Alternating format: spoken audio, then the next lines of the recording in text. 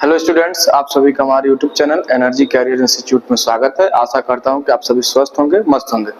आज हम फिजिक्स का एक सबसे important topic capital G and small G में जो रिलेशन है, वो रिलेशन क्या है उस पर चर्चा करेंगे और इसका जो इनके रिलेशन का जो फार्मूला है उसको डिराइव करेंगे हम। ठीक, तो सबसे पहले कैपिटल जी और स्मॉल जी के बारे में आपको थोड़ा सा बता दूं। जो हमारा कैपिटल जी होता है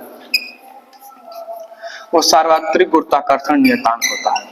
क्या होता है? सार्वत्रिक गुरुत्वाकर्षण नियतांक।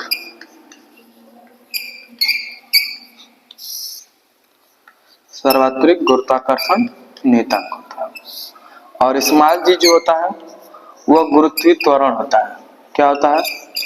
गुरुत्वीय त्वरण।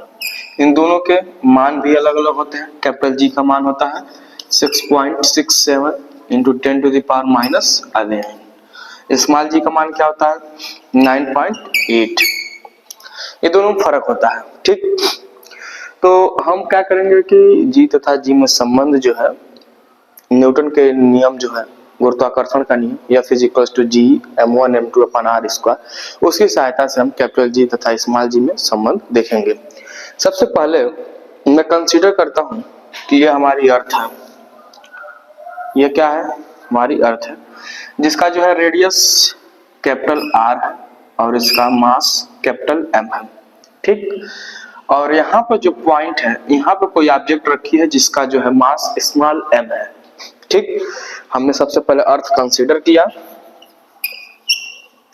और अर्थ का रेडियस कैपिटल R है, इसका मास कैपिटल M है और इस पर कोई ऑब्जेक्ट रखी है जिसका मास है स्मॉल m। अब देखिए, सबसे पहले हम जानते हैं कि गुरुत्वीय बल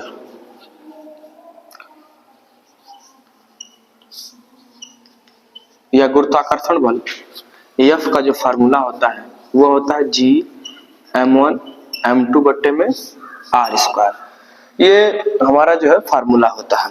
ठीक, अगर इसकी सहायता से हम इस पूरे सिस्टम के लिए फार्मूला लिखें तो हमारा जो फार्मूला बनेगा वो बनेगा F is equal to G m1 की जगह कैपिटल M और m2 की जगह स्मॉल m, r स्क्वायर की जगह पर हमारा जो रहेगा वो कैपिटल R स्क्वायर रहेगा। इसको हम समीकरण नंबर 1 कह देते हैं। ठीक, अब यदि हम कंसीडर करें कि जो हमारा गुरुत्वीय त्वरण है वो क्या है? स्मॉल g है, तो लिखेंगे यहाँ पर यदि गुरुत्वीय त्वरण स्मॉल g हो तो, यदि गुरुत्वीय त्वरण स्मॉल g हो तो न्यूटन के सेकेंड लॉ से, इस चीज को मैं इरेज कर दे रहा हूं क्योंकि इसे आप जानते हैं, स्मॉल g हो तो न्यूटन के द्वितीय नियम से, न्यूटन के द्वितीय नियम से। अब न्यूटन का द्वितीय नियम क्या होता है?